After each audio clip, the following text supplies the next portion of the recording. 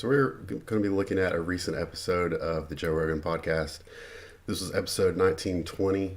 He had Dave Portnoy on there. I'm a huge Dave fan, and I like Joe Rogan's podcast. And it just so happened the last 10 minutes, 8 minutes of the podcast, they started talking about performance-enhancing drugs and bodybuilders. And I just thought it was kind of interesting. It got me thinking how people not in this industry and not super obsessed with it sort of perceive this lifestyle rather. So we're going to listen to this. I got a couple comments I think are pretty interesting to this compared to, the truth and what they perceive is going on. So let's take a look.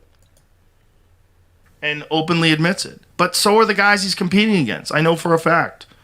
The guy he's dominated guys that are also on performance enhancing drugs. This is like the bodybuilder conversation. Like, you can't compete as a pro bodybuilder unless you are doing something. Your body's not supposed to be that big. Right. And there's also this acknowledgement, you're doing very serious damage to your body. You're getting yourself dehydrated down to zero water and 1% body fat. Do you follow? So yeah, he's totally right. I mean, he's got that part down, and I'm actually surprised that he knows how serious getting dehydrated can be for a bodybuilder. I mean, I guess it makes sense given his background in MMA, but yeah, I mean, for bodybuilders, yeah, the drug abuse is more of a long-term thing, more of a,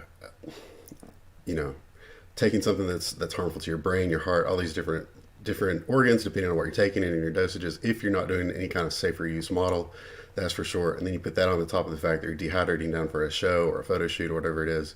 Yeah, it's super dangerous. So I think that's obvious. A lot of people, I guess, would know that though. Bodybuilding? Very little. Very little. I mean, just peripherally. Yeah. But I follow it enough to look at their physiques and go, Jesus. Right. But he has had Ronnie Coleman and Dorian Yates on his podcast, which is pretty cool. Fucking the bodybuilder physiques they're like cartoons. And they keep getting bigger. Who won the Mr. Universe this year? These guys are I have no idea if that's even a competition. I think he's talking about the Olympia, though. fucking preposterously huge. They're cartoonish. They're so enormous. You can't even imagine a human being. You can't attain those levels of physique naturally. Right. Even if you are, Ronnie Coleman didn't even start taking steroids till he was 30 because he had superior genetics. His genetics were off the chart. But when I had him on the podcast, he talked about it. He goes, I still couldn't beat the best of the best until I started doing steroids. But he talked. So that shows you Ronnie Coleman had the 0.0001% top of genetics in the world. You could probably make the argument he has some of the best genetics of all time in human mankind, and he still couldn't even compete with the best bodybuilders in the world as a natural. So that shows you a lot about how big of an effect those drugs actually have. Talks about it very openly about how it changed, but he was still, even up to the point where he was 30 years old, was phenomenal.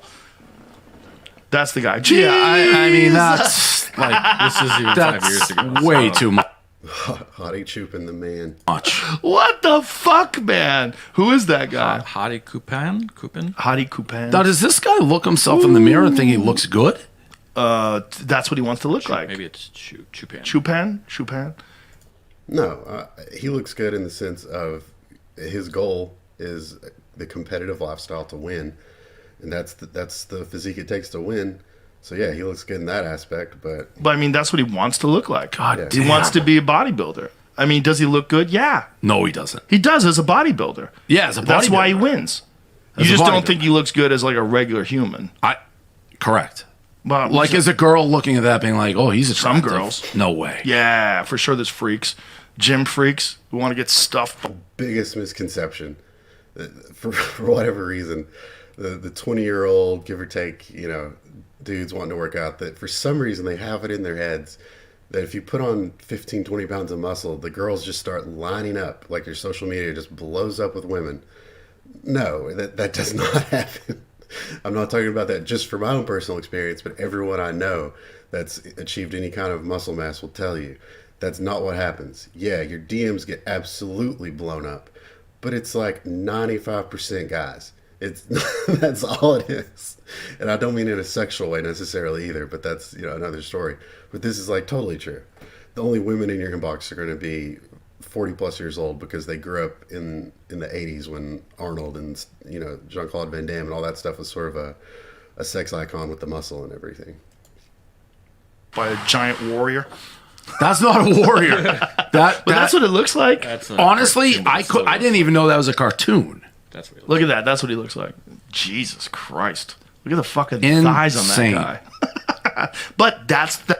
That is pretty sick. They're looking at the most diced guy since like Dorian Yates, Jacob, the other Olympians in their prime. Phil Heath in his prime.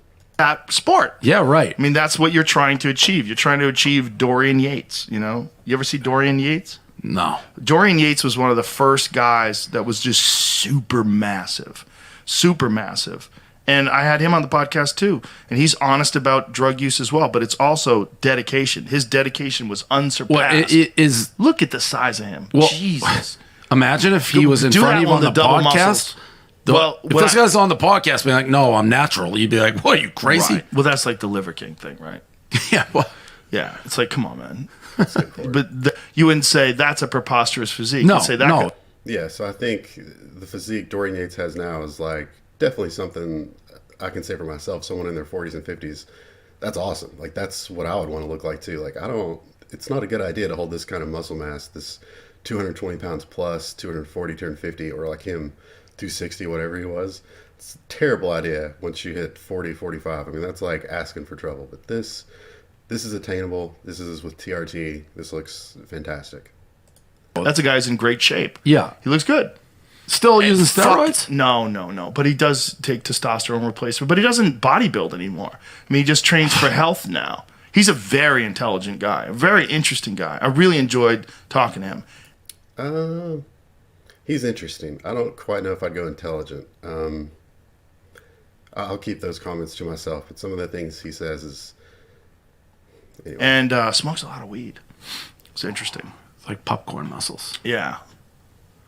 There's also like when you do those amount of steroids, your endocrine system shuts down. You stop producing testosterone. So you got to take it. You have to take exogenous testosterone. There's no way around it. It doesn't even matter the amount. If you take any kind of hormone exogenously, as far as testosterone and things like that, it doesn't matter if it's masteron, primo, whatever. You're going to get some amount of shutdown. It might be a little, it might be a lot. It's going to depend on person to person.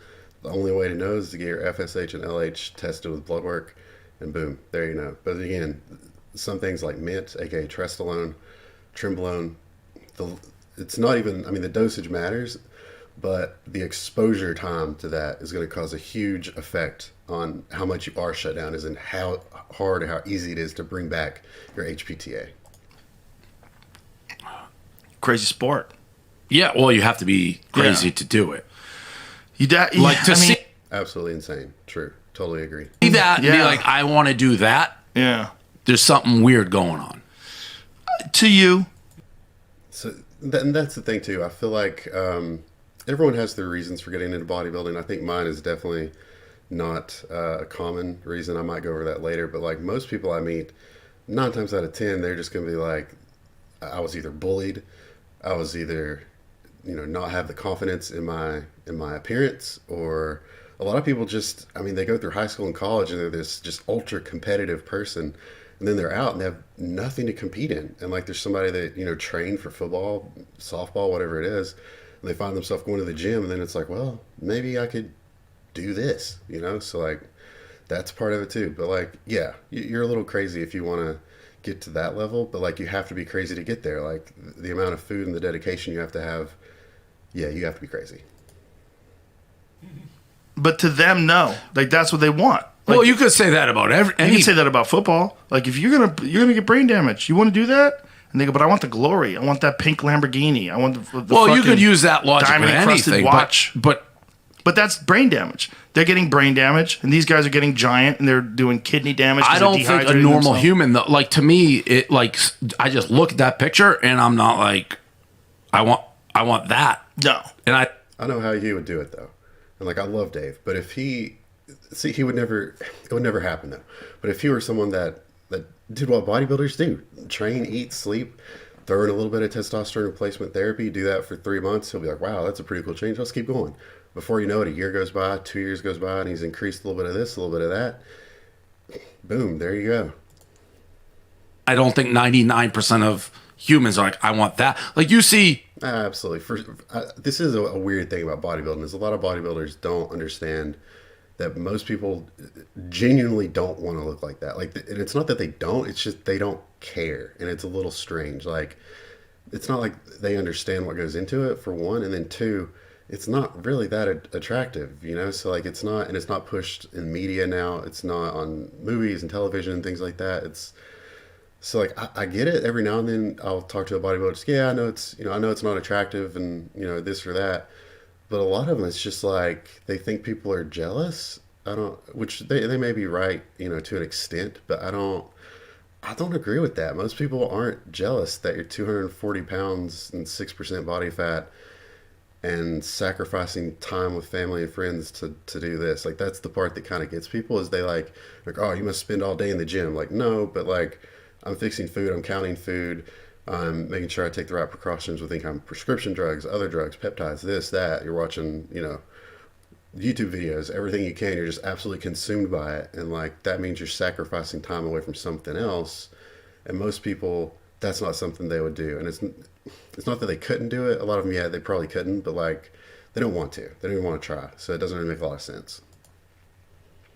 I see a good-looking guy, a good-looking girl. It's just inherent, like handsome, pretty, attractive. That no, I think for most people, no. right. But also, Now, as a bodybuilder, I totally agree with that. Like, if a dude's handsome, I'll say that's a handsome dude, or like that's an attractive girl, whatever.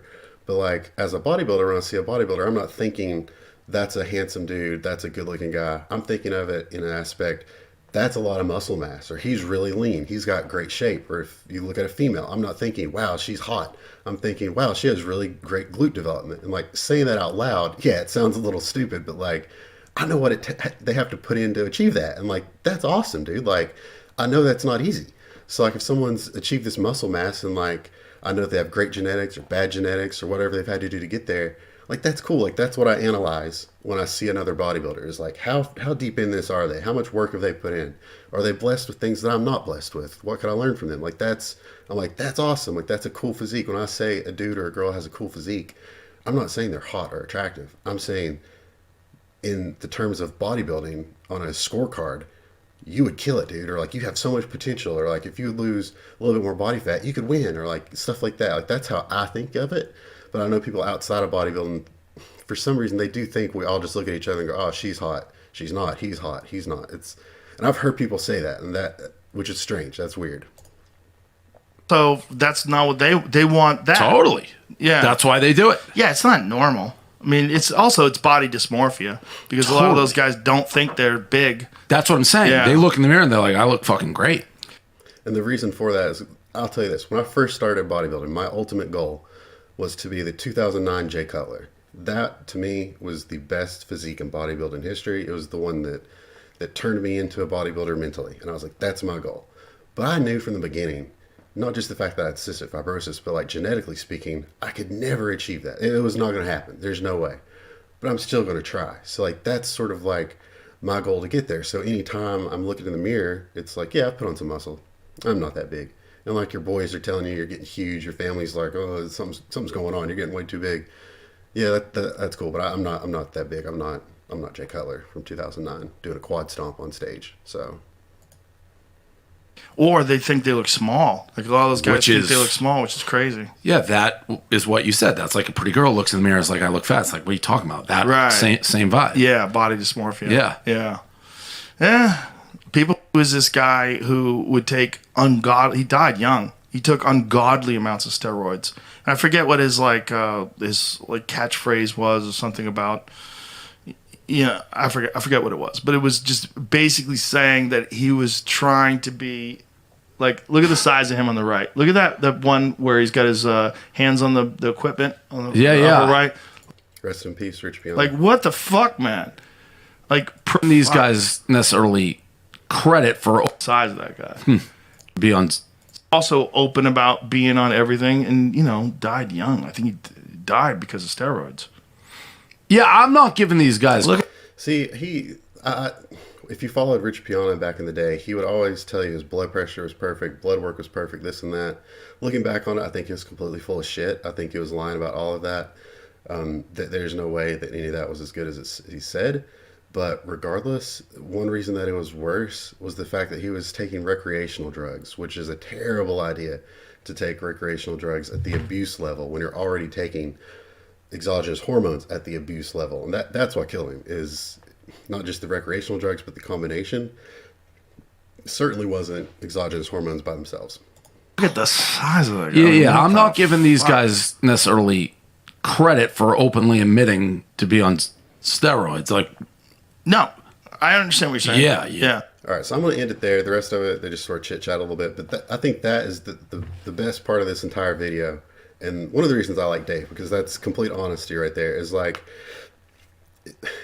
a lot of bodybuilders, especially on YouTube and things, are getting credit for coming out and saying they're on steroids. Like no shit, you're on steroids. Like, and that's the same thing with like people on the internet or whatever, trolling people like, oh, you're just on steroids. It's like, well, no shit. So like, we all just need to sort of get past that. Like, yeah, they are. And then at the same time, you shouldn't get credit for coming out and saying it. Like, just say it. Like, yeah, they're illegal. So I get that it does take a little bit of guts to say it. But at the same time, like, no joke. Everyone knows, like, what do you want, a pat on the back for admitting you're taking something that you're obviously taking and you may or may not be abusing? You may or may not have any idea what you're doing. Like, that's great, I guess. But like, the only point you should be getting a pat on the back is if you're telling people how to at least do something safer. There's still going to be people that's like, you shouldn't even be talking about in the first place. You shouldn't be telling people how to do it safer because you're going to set them up to do more. At least tell people how to do it safe and tell them the things you've done wrong. So I think I'm going to end it there. Again, I don't think anyone should be giving someone a pat on the back for coming out and saying they're doing drugs when it's 100% obvious you're doing drugs. Like, that's all there is to that. But check out this is actually a really good podcast in general if you like Dave Portnoy. But the last 10 minutes, 12 minutes of that, they talk about some steroids and just how they perceive it. So if you guys want to check that out, go for it. But yeah, leave me a like and comment below. I'd greatly appreciate it. Thanks.